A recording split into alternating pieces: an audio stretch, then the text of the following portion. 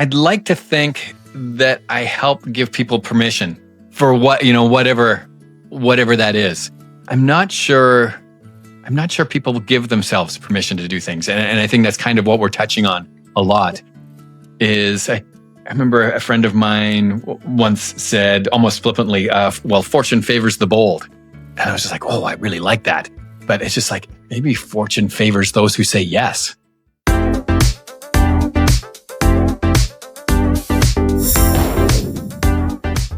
So I have with me my amazing guest, Alec Watson. We have recorded, and we've had some snafus along the way. So we're really deciding that practice makes perfect. And I'm really absolutely happy.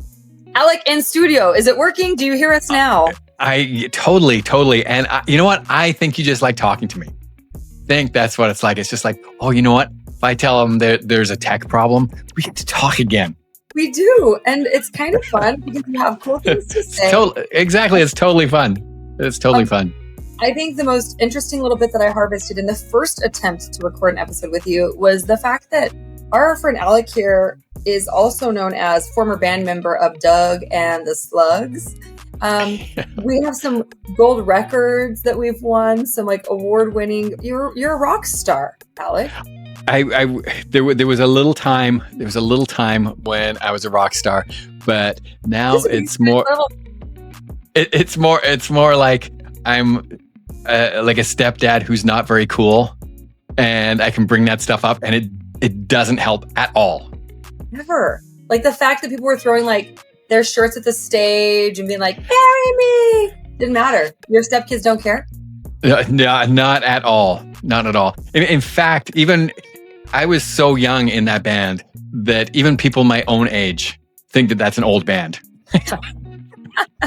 Perfect. So basically there's no respect and no cred, but as a creative person, you have lived a life that most creatives could only dream of, from being a rock star, although there's no validity to it today, says the stepkids, to making a name for yourself as a photographer, photographing for professional brands, international brands, and really working with some incredible clients and projects, to also being more currently a track star. Like you've had a couple of lives there. I've had a few lives. You know, I can't own up to track star. I do get to compete as like in the old guy Olympics, which is pretty fun. But there is the reality that attrition happens, and so far I have been lucky enough to keep on slipping past attrition that's trying to get me.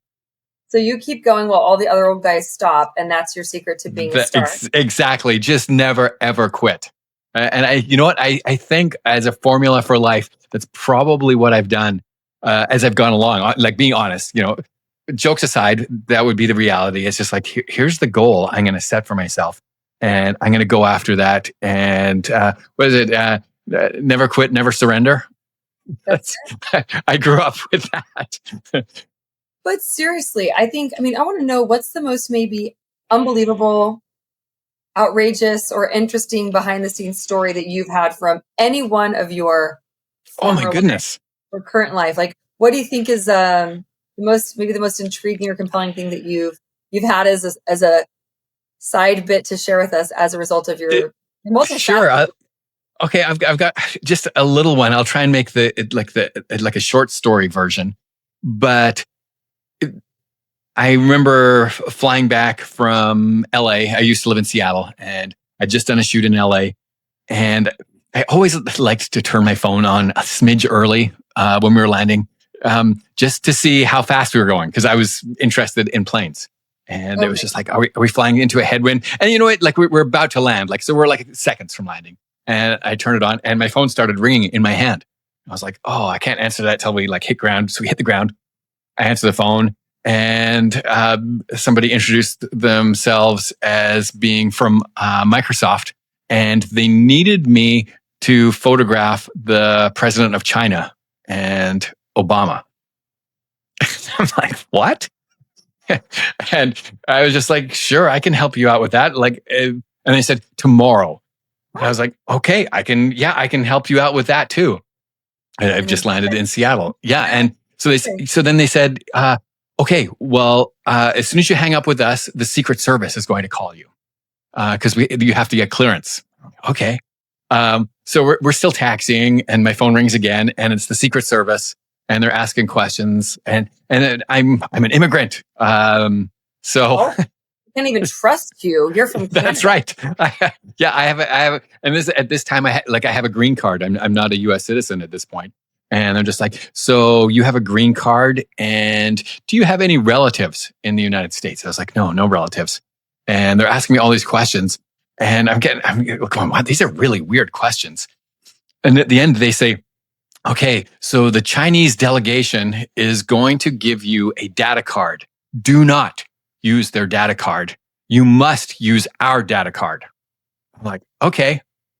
I was like, that's weird. And they go, okay, we're going to hang up with you. And then the equivalent of the Chinese Secret Service is going to give you a call. I hang up. We're still taxiing. You're still like, haven't even retrieved your overhead luggage yet. No. So we're just pulling into the gate, and someone calls, and they tell me that they're from the I still don't know if this is like really real. They're from the Chinese Secret Service. They ask me some questions. They say, okay, the Americans are going to give you a data card. Do not use their data card. You must use our data card. And I'm just like, what? Well, who's the client? Who's the one paying for the shoot? Because I'd be like, do I listen to Chinese FBI Secret Service? Do I listen to who's the bomb? So, yes, exactly. There you go. Now, so I live on a yacht at this point on Lake Union, and so I go back to the yacht, and I'm lying there going, okay, so tomorrow morning I'm getting up and I'm going to shoot. No, I'm going to photograph Obama. Yes. And I'm just like, and there's a weird thing about data cards, and I don't have any relatives. And why were they so unorganized? They don't have anybody for tomorrow, like to photograph like the meeting of like the two most important, people on the planet. And I was like, okay, this is really weird. And it was just like, is something going to happen? Like, is a bomb going to go off? Is the Chinese president going to be assassinated? And then that's why they needed to find an immigrant. And so I did not sleep a wink. I was totally, I sweat all night, and I go to Microsoft and I go through all the security, and I get there, and they bring me into this room, and there's photographers everywhere. And they say to me, Alec Watson, to the front. And so they bring me to the front of like the photography pool. I'm not, so that'd be the other thing, is I'm not a newspaper photographer. It's like I shoot fashion. I shoot with lights. Here I am with a flash on my camera. I don't even know really how to use a flash on my camera. That's how many times I've used a flash on my camera. And I'm standing at the front of like 50 photographers, and there's the presidents, and they come up and they shake hands. They look at me and they say, Alec, take some photos. And I'm just like, okay, here goes nothing. And whose data card did you use? I want to know. Yeah.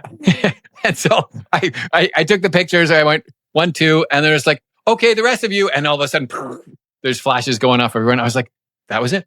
They just needed me to take a photo of those guys shaking hands. And I have no idea why I had to do that. And in the end, I transferred over the internet. But they made me erase. They made me erase the photo. So I never actually had a copy of these photos.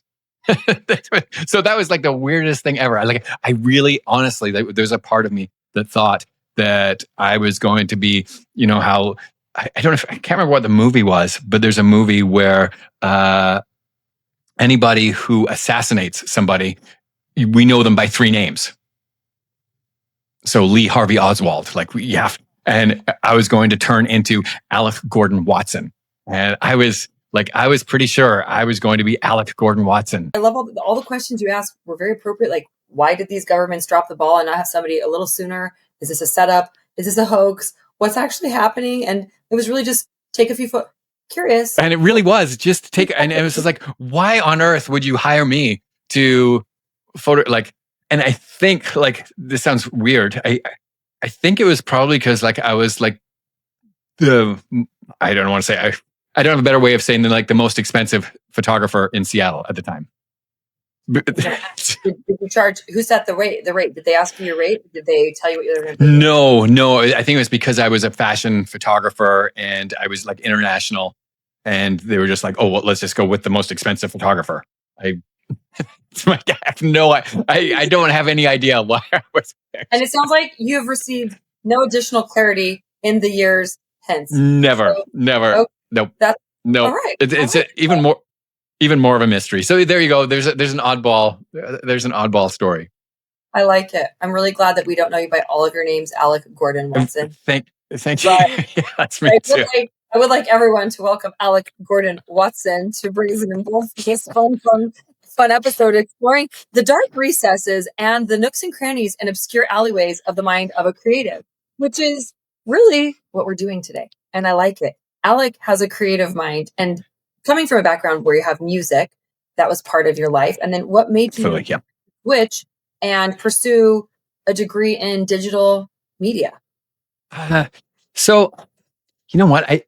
From the time, like when I was a kid, there was two things that I always wanted to do.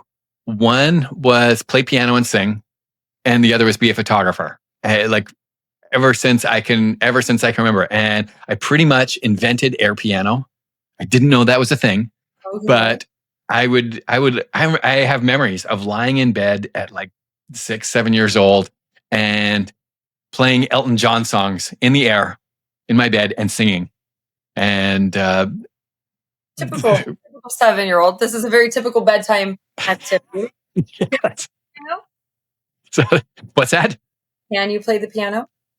Oh yeah, I'm a piano player. Yes, I was a studio session player in Nashville, and that actually came up much later in my life. Though I didn't when I was a kid, we couldn't afford a piano, and so my parents got me an accordion because we could afford an accordion. So I actually learned to play the accordion, and yeah, I was pretty solid on accordion. And then as an exchange student, I went to New Zealand, and one of the houses that I stayed with had a piano, and there was this sounds really weird.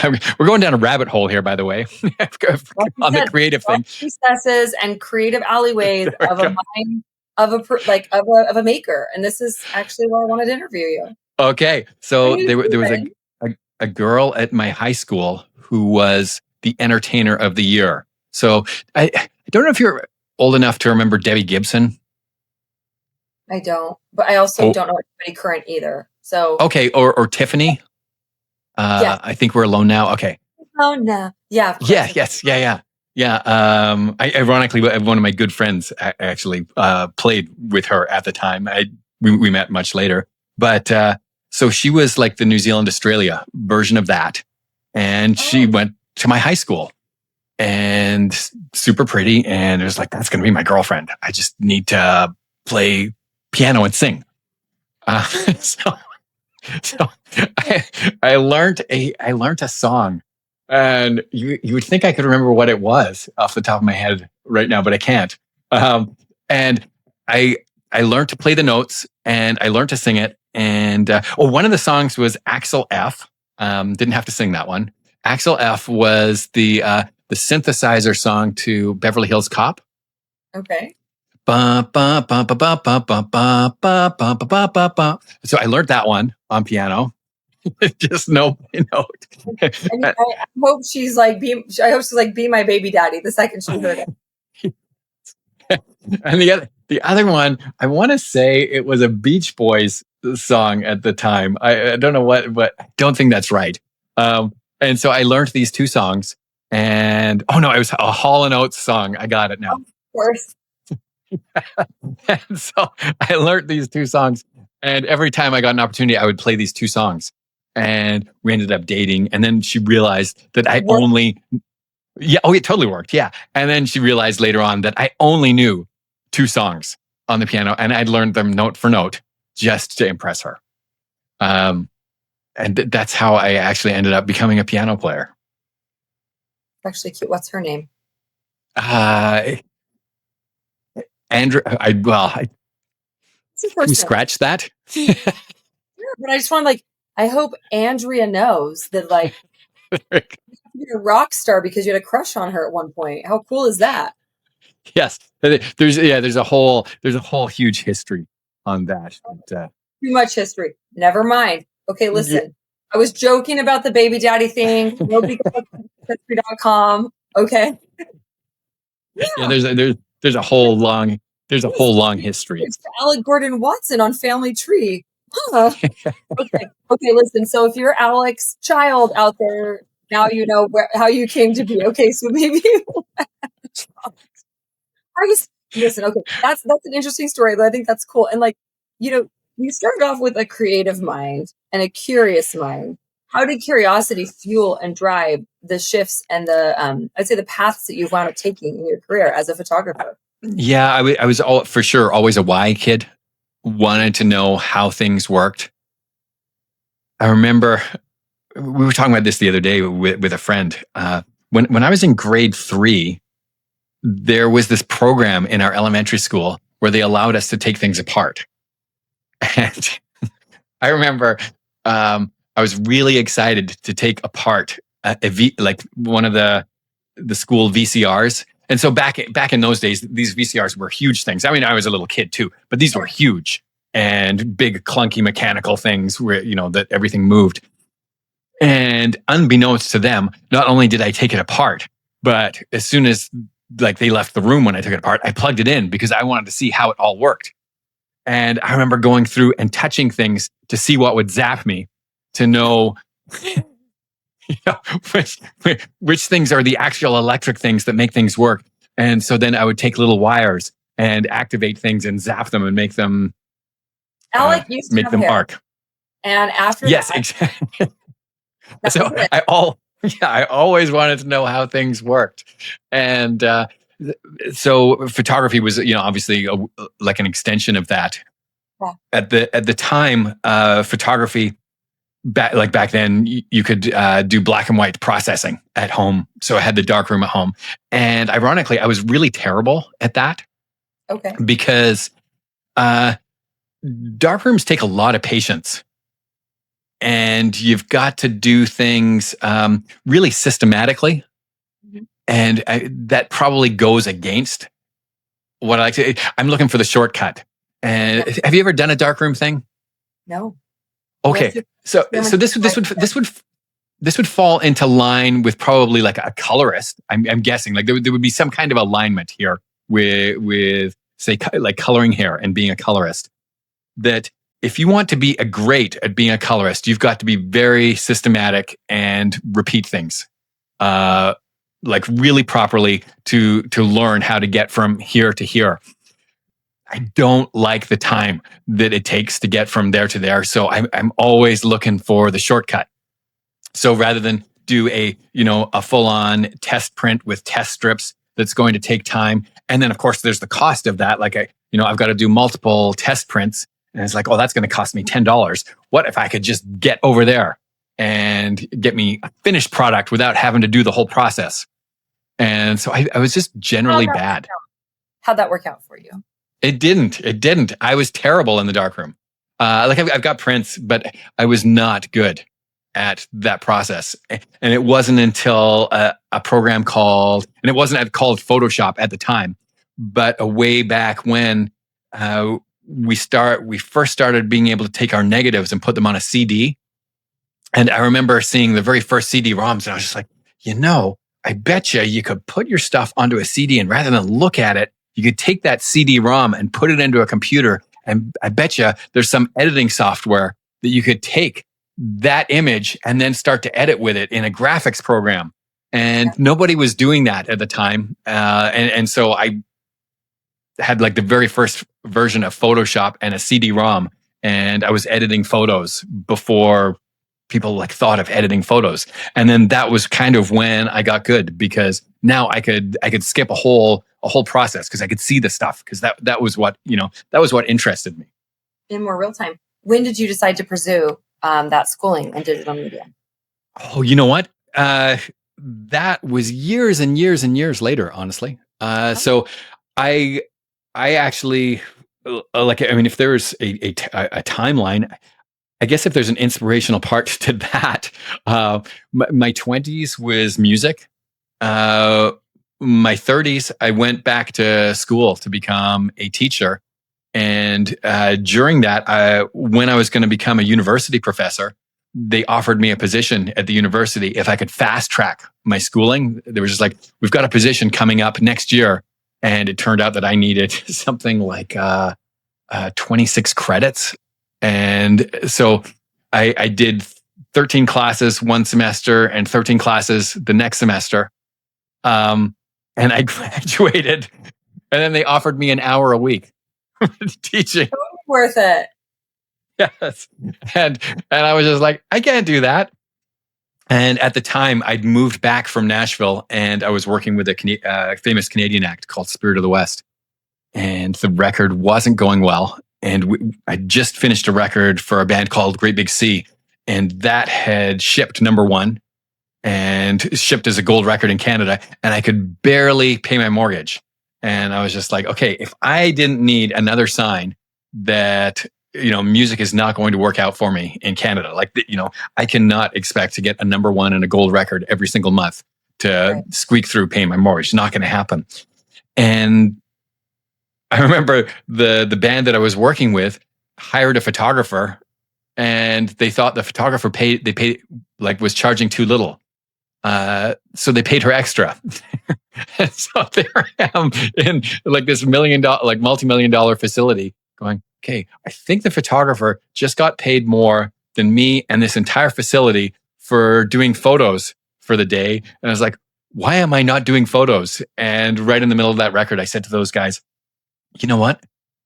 I think the fun police have arrived and stolen, like they've arrested me and taken away all the fun. And I don't think I'm your guy. That was it. And that was it. Overnight, I became a photographer. Wow. Okay. Yeah. Like so. Yeah. And so it took in that first year, I actually made more as a commercial photographer than my best year ever as a recording engineer, including gold records. And didn't look back. And honestly, from there, just tech things happened. So as different cameras came out and we could film digitally, like moving video, that was an indication to me. I was like, oh, I could make movies now. And so I went to film school in Hollywood, applied and went to film school in Hollywood. And that was just a fantastic time. I learned so much. My teachers had won Academy Awards. They were seriously top guys. And I had the bug. And so a couple of years later, I thought to myself, you know what? There's gaps I would love to know about in what I know about how all these puzzle pieces fit together. And so I applied at Harvard for digital media. And I guess I was probably like 46. I was 46. Natural progression. I went from being a rock star who became a rock star from having a crush on a girl from New Zealand, went to New Zealand, went to Nashville. And then it was like, do you know what?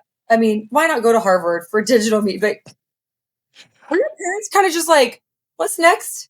I guess I've always kind of thought that life is like you're in charge of the book. Yeah. And if I was reading the book, I'd want to read about interesting characters.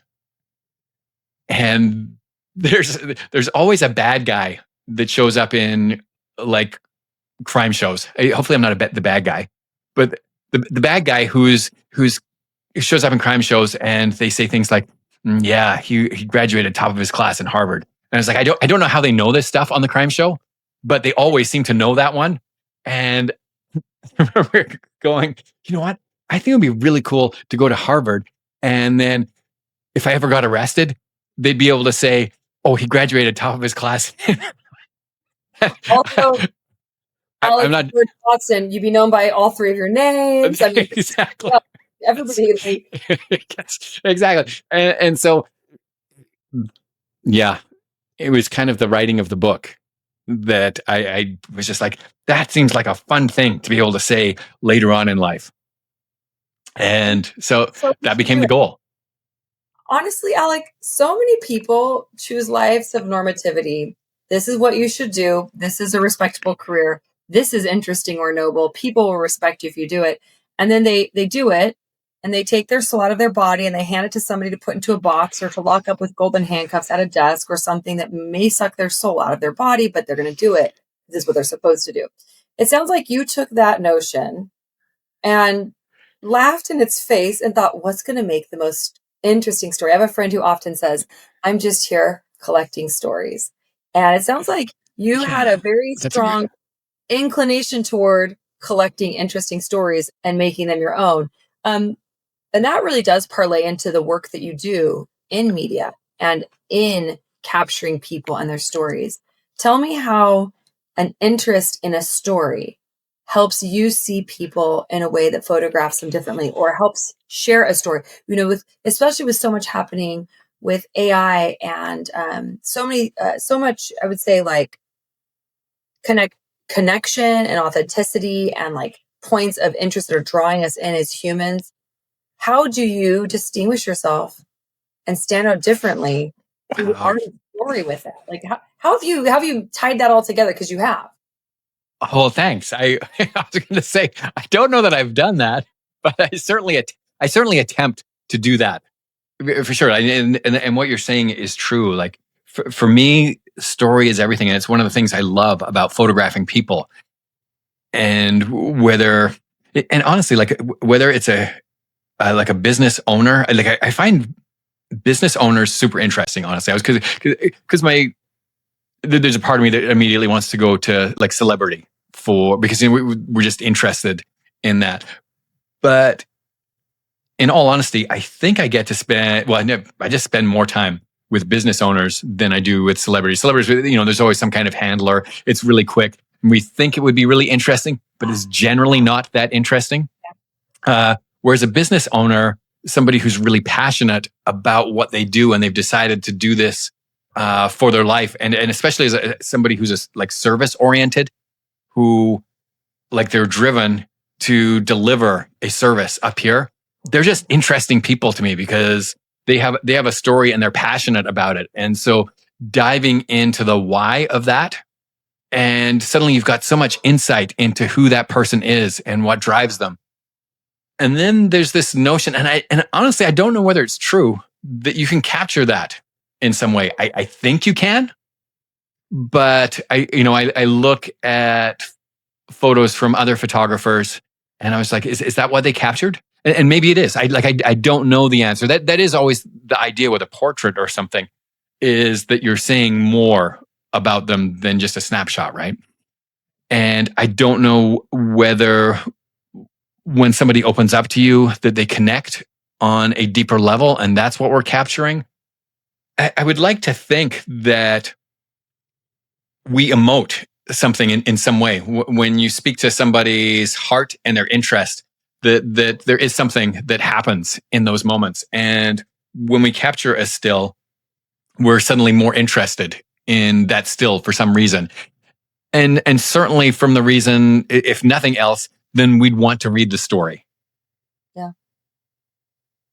So seeing if there's a way to understand someone's story and connect with them, that then when you have an image that you've captured, we're going to hold on because I have kids that are, I don't know if you can hear them, but they're loud. Oh, I can't. No, I had dogs here that were loud. I didn't know if you could hear my dogs. Teenage boys. Okay. So what it sounds like is that if you're able to really reach into the heart of someone's story, who they are or what goes into making them tick, and then when you have them sitting with you or, sitting for you and you take a still photo to kind of provoke or understand that, even if you're just setting them at ease or getting to know what they are or who they are, that you can translate that somehow into a more impactful image. Is that what you see happening? I think that's a much more succinct way of saying what I was attempting to say there. Yes. That would be the hope. Okay. That's what I was trying to understand. And, I think that that's a skill just in keeping with this concept of story and storytelling. I think that's a skill that can help us. I'm not a photographer. I don't capture images of people. I'm an interviewer as one of my things that I do for work. And I really do, you mentioned how you're really interested in business owners and, entrepreneurs, CEOs. I am also. And my intention, that concept of capturing the heart or understanding somebody and what that brings out in an image that's still is what I intend to do when I sit with people in an interview to understand, like, what is it that makes them tick, or why? What is their unique flair or essence that they bring to the work they do, no matter what the work is?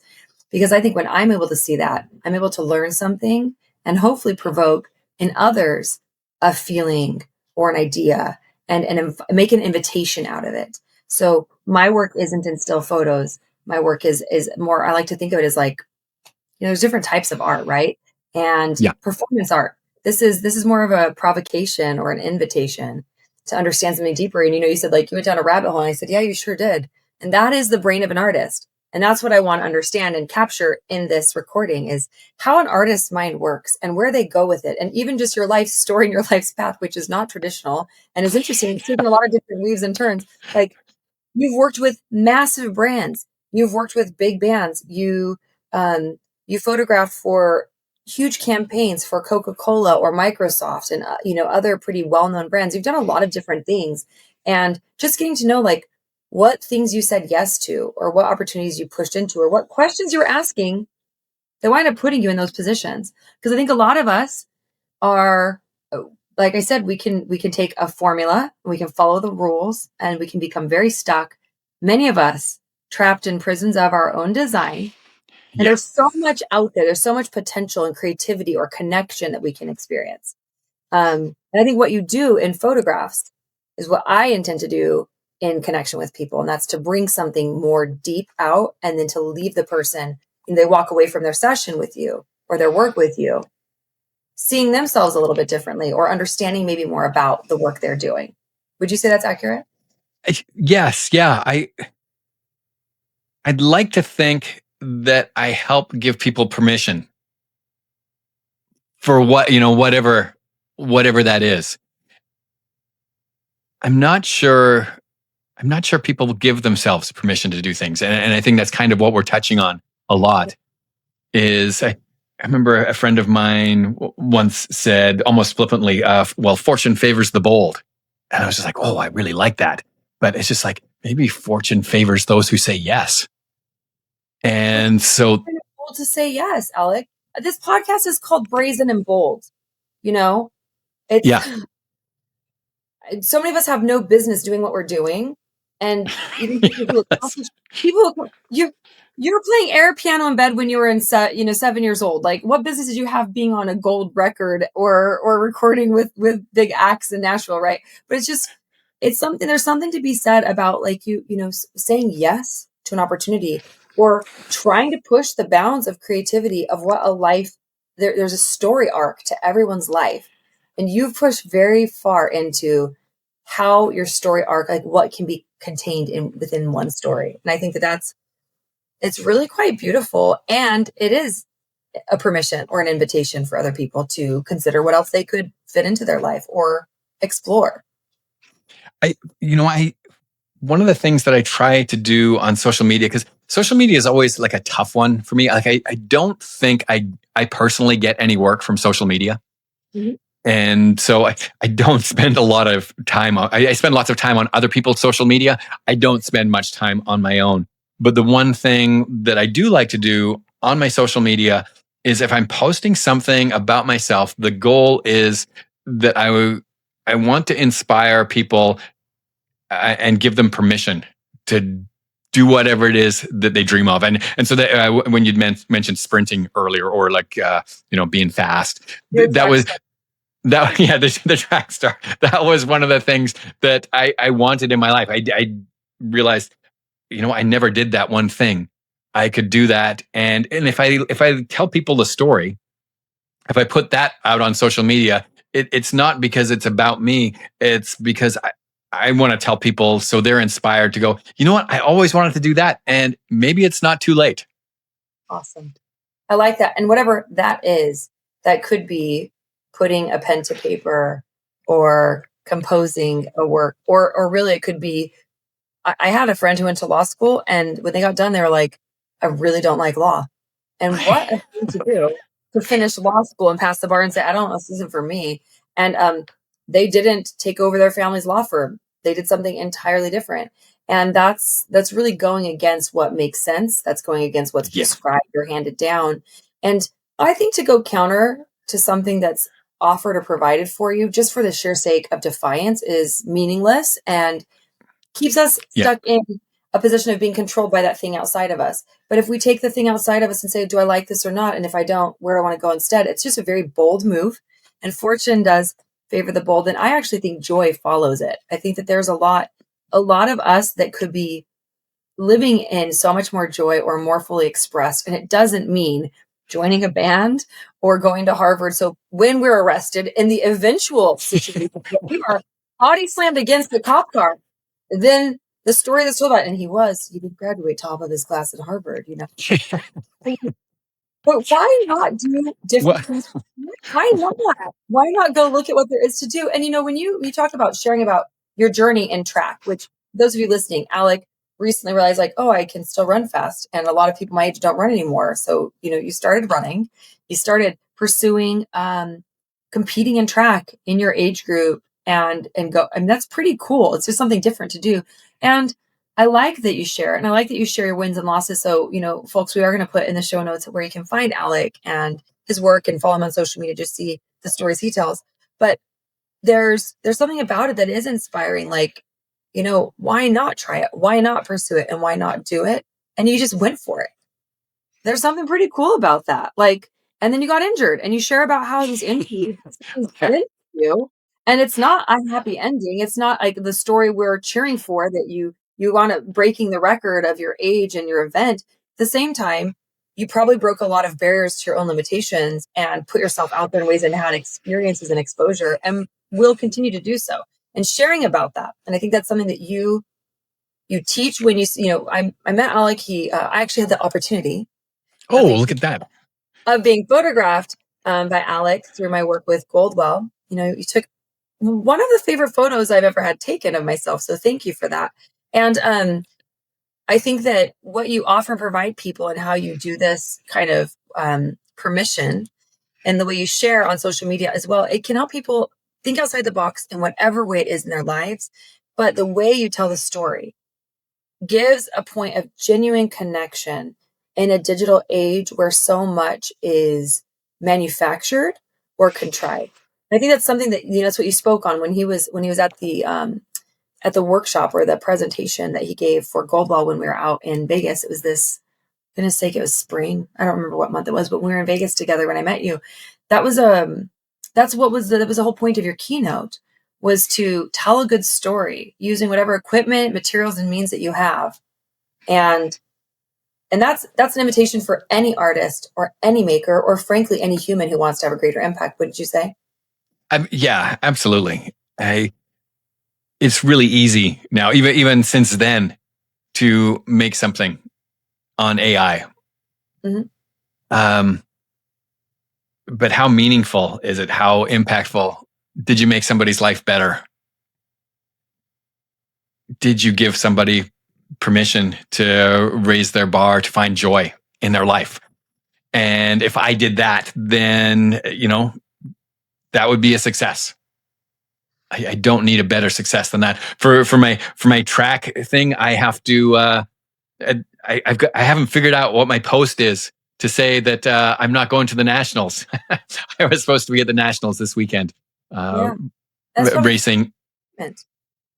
Yeah, and so I haven't figured out because it's not like I've got fans who are going to be disappointed for me. It's not like that. It's just like at all.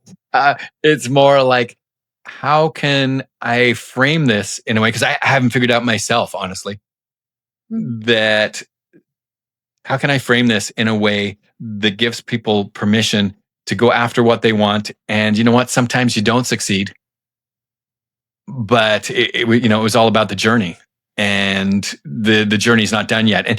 And I just got to figure out. I've got to figure out how to present that in a way that feels complete. And so I haven't come up with that one. My posts are always kind of deeply personal in that way. And I think that's part of the storytelling and the connectivity in the digital world that you really touch on. And maybe we can workshop this here. No, I know you've got a lot that you're thinking, but something that's coming to my mind when you say you can pursue something and it doesn't always equal success. I want to beg to differ or even ask the question, by what measures do you define success?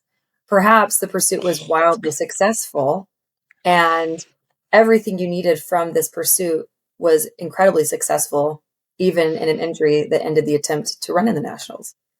What does success even mean? And why are we so fixated on it looking a certain way? And what kind of limitations are we putting on our own selves in this attempt to define success in a certain way? What magic are we missing, and what connectivity points and what permissions are we not? Like, are we denying ourselves by being so narrow in our description and our definitions of success? Oh, that's beautiful. There we go. Workshopped for me. Of course. What success means. What is this pursuit of running? Yeah. Well, I guess my version. What story did you have? What was the scene? Because you see in movie, it's like I can see Alex like creative 7-year-old boy line. So I was 95 at the nursing home. So when they were trying to arrest me, I outran them, and they said not only did he turns out he was the fastest old guy in the whole country. No, you. So I have one. I remember turning 40, and I had I had a wall chart of things that I had succeeded in doing, and I realized that I was very results driven, and it's amazing how when you're somebody who looks for results, how you miss the journey along the way and the joy that brings. And for me, I absolutely noticed that in training, when I would run fast and the wind would go past me and my feet would make a sound and feel a certain way when I got up to like my top cadence, it was joy. And I was experiencing joy running fast. And it only happens for, it sounds weird, like 3 or 4 seconds. There's 3 or 4 seconds of joy in a sprint, and the rest is kind of painful. And you hit that point, it's just like, yes, this is awesome. And I'm out of steam. That's why I do it. And there's not many times I think you get to do that, as we age. And there's also this expectation that we get weaker and slower, and we're supposed to be smaller. I remember thinking also that I probably couldn't have a music career past 35. And so I might have to lie about my age. I also remember thinking that about photography, that could I really be relevant at 40 as a photographer? And those are just limitations, weird limitations I put on myself and my life. And you're as relevant as you want to make yourself. These limitations, by the way, might have actually been things that were put on you that you perceived and internalized. But yeah, these are things that we just like choose to believe. Totally self-limiting, totally arbitrary. Yeah, absolutely. And I meet interesting people all the time who are older than me or younger. Interesting people probably does come with a certain age. I think it's difficult to be interesting when you're really young because you have to be unusual because you don't. And roll me close now, time. Yeah, you were interested at a young age, at 7 years old, and air guitar to yourself. Well, we should go along with unusual, right? Okay. And so I think you probably have to be unusual, and I think we have the opportunity, and we forget that sometimes as we age, that we can become more interesting. And I think we should just live our lives like that. How do you want the next chapter of your book to read? Do you want it to be okay, we're kind of winding down, or do you want it to be wow, and that's what I choose. As the kids are saying. Did not see that coming. That's super exciting to me. And so far, I'm 55 now, and it doesn't occur to me. Like I remember seeing ads for Freedom 55 when I was in my 20s, and having no idea what that really meant in my 30s. It was like, I think that's about retiring. 55. Well, yeah, sure. That's really old. I wouldn't. And then I get there and it's like, retire from what? Right. Maybe from artificially imposed judgments or limitations. Maybe it's a perfect age to retire from that. I think so. I like this concept too. We're living so much longer. Sapiens have figured out how to prolong our lives quite a bit. And I think adding depth, adding interest, adding connection, adding things that really bring joy. And, you mentioned that 3 seconds of joy in the however long the distance winds up being, the 100 or whatever, overall it's just pain. And there's just like little window of like, the wind is rushing by, your ears just right, and your cadence is in hitting a perfect stride, and the way your feet feel and the way everything is like really, really going. It's a flow. I mean, how is that not a metaphor for life? And I think if we're looking at that 3 seconds and like really staying focused on it, like we can expand that and feel it so deeply and so beautifully, rather than looking at the end of the race, the beginning, the warm up. It's just like stay in that moment. And I think we can really expand not only the meaning of our own lives and the interest of our own lives, but also in each of the moments, right? Like, what is the next chapter going to look like? How many chapters do you have left? None of us know. That's right. Yeah. And like what I'm writing right now could be the last thing I write. And how do I want it to look? And how do I want it to go? And how, you mentioned, is this action giving other people permission to be more expanded or to be more joyful or to be more themselves or to look at themselves a different way? And that's what you ask when you're shooting, when you're working. I mean, what a great question to ask for life and for how we're impacting the people we get to see and associate with. I love it, Alec. I think it's really beautiful. And you're a total weirdo. You were an interesting world. You went from you zigged, then you zagged, then you did this, and you didn't like. That's a compliment, by the way. I hope you took it as such. Oh, I totally took that. It was like, awesome, nailed it. Yeah, no, for sure. And you think about it, and it's like, what a beautiful way to look at life, and what are we really accomplishing by being here in whatever part of our story we're on. I think it's a really cool pursuit that you're after in giving that permission to people. Awesome. Thank you. I take that as a huge compliment. That if I have a goal, it looks like that. So yeah, mission accomplished. Yeah, wonderful. So everything from here is gravy. Like, whatever you do now, great, enjoy it. I really appreciate you sharing your thoughts, your interests, the twists and turns of kind of what path you've taken in life and what's led you here. And I would love to know if, in closing the podcast, you have any thoughts to share with our guests, in addition to where they can find you if they want to follow what crazy wild adventure. Sure, absolutely. I mean, on Instagram, I'm photographer Alec Watson. I don't post much commercial work on there. My website, alecwatson.com. And you know what? I have no shortage of friends on Facebook. I welcome more friends on Facebook, because that's the one place where actually I just write personal stuff. There is no work on my Facebook.